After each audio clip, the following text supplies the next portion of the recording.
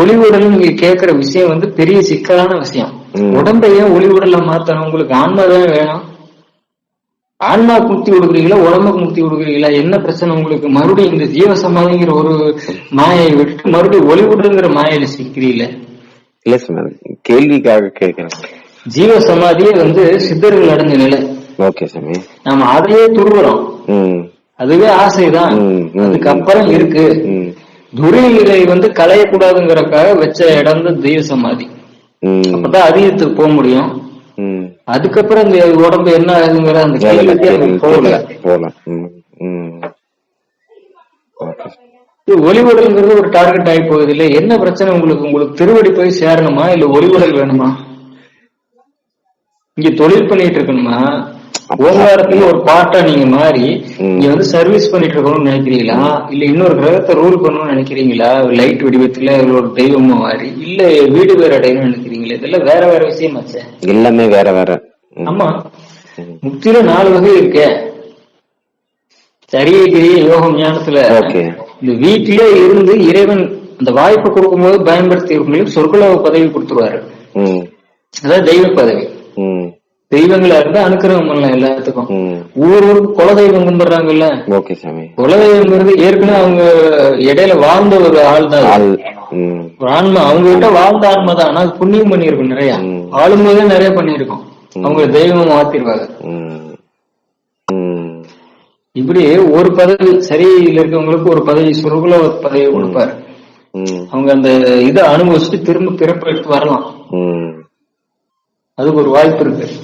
இன்னொருத்தவங்களுக்கு தெய்வமா வாடுற வாய்ப்பு கொடுப்பாரு. அவங்க இருந்துகிட்டு இந்த காவல் தெய்வங்களா இருந்து அவங்க தொழில் பண்ணலாம். ரிஷிமுனி யோகிகளா அருவமா சூக்கும உடம்பா இருந்துகிட்டு இங்க தொழில் பண்ணலாம். இருக்கிறவங்களுக்கு உதவி பண்ணிட்டு ஆன்மாக்களுக்கு கடை தேரும் வழியை காட்டிட்டு எல்லாருக்கும் ஒரே டியூட்டி தான் இங்க. திருவருள் முதற்கொண்டு எல்லா தெய்வங்களுக்கும், குல தெய்வம் ஆகட்டும், எந்த தெய்வம் ஆகட்டும், சாய்பாபாவை எப்ப கண்டுபிடிச்சதோ சித்தர்களை யாரா வேணா இருக்கட்டும், எல்லாருக்கும் ஒரே டியூட்டி தான். என்னது? ஆன்மா எல்லா ஆன்மாக்கும் அது எந்த ஆன்மாவோ வீடு பேர் அடைகிறதுக்கு உதவுறது, அவ்வளவுதான். இருந்தாலும் ஏன் செல்வங்கள் எல்லாம் கொடுக்குறாங்கன்னா அந்த அனுபவிச்சுன்னா அந்த ஆசை விட்டுருவேன், முக்தி நெறிக்கு வருதுங்கிறதுக்காக தான். சரி, இது வந்து 2வது தெய்வ நிலை. 3வது அந்த சிவலோகம் போறக்கூடிய நிலை. சிவலோகமும் விஷ்ணுலோகமும் போய் இறைவனுக்கு அருகில் இருக்கக்கூடிய நிலை. இந்த தெய்வ நிலை இருக்கு இல்லையா, 2வது நிலை. இதுக்கு சாரூபன் பேரு. இதான் சொரூபம், சொரூபமுக்தி. 2வது நிலை தான் சொரூபமுக்தி. முதல் வந்து சாலோகம் பேரு. அந்த உலகத்துக்கு போயிடலாம், இறைவனை சார்ந்து இயங்கக்கூடிய உலகம். என்ன ஜட உலகம் வந்து மாயை இல்லவா, மாயை சார்ந்து இயங்கக்கூடிய உலகம். பருப்பொருள் மாயை, அதை சார்ந்துதான் இந்த ஜட உலகம் இயங்கும். அதனால இது வந்து மாய உலகம். அது இறைவனை சார்ந்து இயங்குறதுனால சூக்கும உலகம், அதாவது புண்ணிய லோகம், சொர்க்க நரகம்ங்கிறது. இதெல்லாம் சாலோகம். நாங்க அவரை சார்ந்து இயங்குறது, திருவருளை சார்ந்து இயங்குறது. அடுத்து சாரூபம், சொரூபம், சொரூப முக்தி.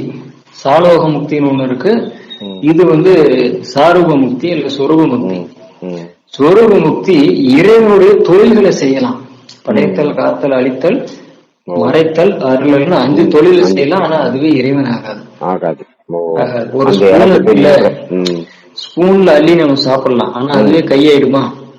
கை செய்யற வேலையை ஸ்பூன் செய்யுது, ஆனா ஸ்பூன் கை வேற வேற. அது மாதிரி இறைவன் தொழிலை செய்யக்கூடிய ஒரு வல்லமையை கொடுப்பான்.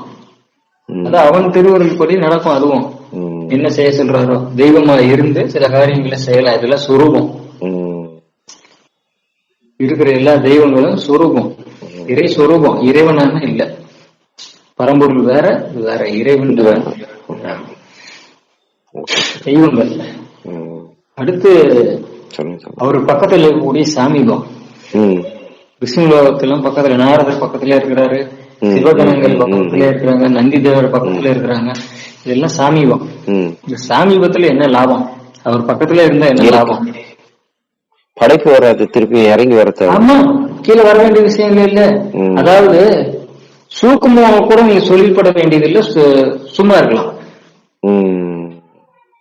அல்லது அந்த இதுல மட்டும் தொழில்பட்டா போதும், மாய உலகத்தோட நீங்க கனெக்ட் வேண்டிய அவசியமே இல்லை. சிவலோகத்துல சிவன் என்ன பண்ணி செய்யப்படுறோ அங்கங்க பக்கத்துல அதை செஞ்சா போதும். நீங்க இந்த ஜட உலகத்துக்கு வர வேண்டியதே இல்லை. தெய்வங்கள் கூட இந்த ஜட மாய உலகத்தோட கனெக்ட் பண்ணிக்கணும். எவனாவது கேட்டாங்கன்னா ஏதாவது செய்யணும், அந்த நிலைக்கு போயிடுது இல்ல. கண்டிப்பா. சாய்ச்சின்னு ஒண்ணு இருக்கு. சாய்ச்சின்னுல தான் பெருசு ஐக்கியமாயிடுறது.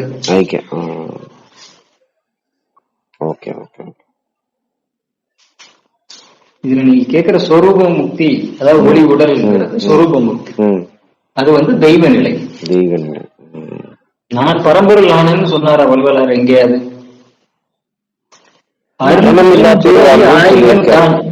அருள் பெரும் ஜோதி ஆயினன் கான் அப்படிதானே சொன்னாரு. ஜோதி அப்படிங்கிறது திருவருளா மாறிட்டேன். தெய்வங்கள் திருவருளுடைய வடிவம் தொழிற்படுது இல்லையா? சூக்கும உடம்பா இருந்து, சூக்கும உடம்புன்னா உயிர் ஓங்காரம், அதே தோல்சி மூச்சு. அருள் பெருஞ்சோதி ஆயினன் கான், பரம்பொருள் ஆயினன் கான் சொன்னாரா? அவரு உரைநடையில உலகுங்கிறதுக்கு ஒரு விளக்கம் கொடுப்பார், படிச்சிருக்கீங்களா? இல்ல சாமி. அத்தனை உலகத்தை லிஸ்ட் போடுவாரு. நமக்கு தெரிஞ்சு இங்க ஸ்தூல உலகம், ஒரு சூக்கும உலகம். அந்த சூக்கும உலகத்துலதான் திருவருள் வந்துருது இல்லையா? திருவருள் தானே சூக்கும உலகம். அதுக்கப்புறம் காரண உலகம், அங்க ஆன்மா வந்துருது. அதுக்கு மேல இறைவன் வந்துருது. மொத்தத்துல நம்ம 3 உலகம் தானே தெரியும். 3 தான் இருக்கு. ஆனா பிரிச்சோம்னா ஸ்தூல உலகம் இருக்கு இல்லையா, 5 உலகம் இருக்கு. நிலம், நீர், நெருப்பு, காற்று, ஆகாயம், 5 உலகம் இருக்கு இல்லையா? நெருப்பு வடிவத்திலேயே உடம்பு இருக்கு, வெறும் நெருப்பாவே உடம்பு இருக்கு. எரிமலை குழம்புங்கிறது நெருப்பு தானே, அது உடம்பு தானே. தண்ணி மட்டுமே இருக்கு, தண்ணிக்குள்ள வாழ்க்கை உயிரங்கள் இருக்குல்ல. தண்ணி ஜெல்லி பிஷ்ல என்ன இருக்கு? நீர் தான் இருக்கு. காளான்ல என்ன இருக்கு? தண்ணி தான். காளான் அரைச்சிங்கன்னு வைங்க, செஞ்சு வேணும் பாருங்க. அரைச்சு அரைக்க அரைக்க அரைக்க வெறும் தண்ணி தான் இருக்கும், அதுல ஒரு ஸ்தூலமே இருக்காது, காணாம போயிடும். அரைக்க அரைக்க காளானே இவ்வளவுதான். நீர் உடம்பு ஸ்தூலத்திலே இந்த 5மே இருக்கு. உலகத்துக்கு இவ்வளவு விளக்கம் ஏன் கொடுப்பாருன்னா, இந்த ஸ்தூலத்துக்குள்ளே 5 உலகம் இருக்கு. சூக்கும உலகத்துக்கு போயிட்டீங்கன்னா அது ஒண்ணு தானே. இந்த திருவருள் தான் இருக்குன்னு நினைச்சீங்கன்னா அப்படி இல்ல. முருகன் இருக்காரு, சூக்கும உலகம் தான் ஒரு உடம்பு, திருவருள் வடிவம் தான். முருகனுக்கு காவல் தெய்வம் இருக்காரு, யாரு அவரு? வீரபாகு. இந்த மாதிரி அவரு முருகனும் ஒண்ணா இல்லையே சாமி. ஆனா 2 சூக்குமம் தானே. அப்ப எனர்ஜி லெவல்ல வித்தியாசப்படுது, புரிஞ்சிருக்க சொல்றாரு. அப்ப அவர் வேற உலகம், இவர் வேற உலகம் தானே. மானிடன் தெய்வத்தை துதி பண்றான்,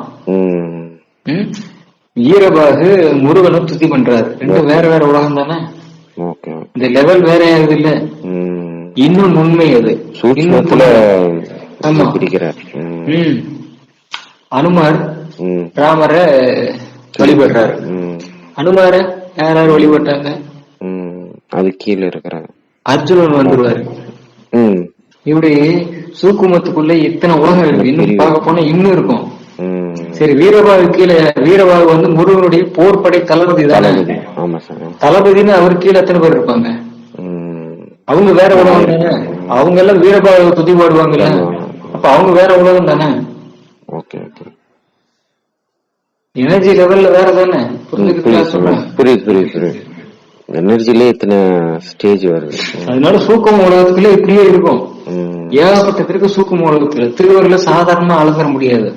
அது என்ன ஓங்காரம் தானே, 3 தானே அப்படின்னு இல்ல. அதுக்குள்ள இவ்வளவு இருக்கும். உங்களுக்குள்ள இன்னும் ஏகப்பட்ட உலகங்கள் இருக்கு. ராமர் ஒரு உலகம் இல்லையா, சூக்கும உலகத்துல வேற எங்கேயோ இருக்காரு. ஆனா அவர் விஷ்ணு கிடையாது, விஷ்ணுவுக்கு கீழே தான். ஏன்னா அவருடைய அவதாரம் தான். அவரு கீழே தானே லவகுசா வராங்க. அப்ப அவங்க அது கீழே தானே. இப்ப கருப்புசாமி கருப்புசாமிக்கும் காவல் தெய்வங்கள் இருக்குல்ல. கண்டிப்பா எப்படி போகுது பாருங்க வரிசை. சூக்கும உலகத்தை அவ்வளவு ஈஸியா உலகம்ங்கிற உலகத்தை நான் தெரிஞ்சுக்கிட்டேன்னு சொல்ல முடியாது. இதுக்குதான் சிற்றறிவுன்னு பேரு. நம்மளது எல்லாம் சிற்றறிவு. மேல போக போக போக இன்னும் இவ்வளவு இருக்க ஆள்னு வளர்ந்து பாக்குற மாதிரி பண்ணிடும் பேரறிவு.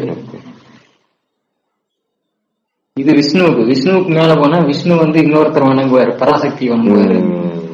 மகாலட்சுமி இதே மாதிரிதான் வரும். சூக்கும உலகத்துல ஆண் ஒரு டிபார்ட்மெண்ட் தனியா இருக்கும். அதுக்கு கீழே வந்து காவல் தெய்வம் வரும். அந்த காவல் தெய்வத்துக்கு தொண்டு தெய்வங்கள் வரும்.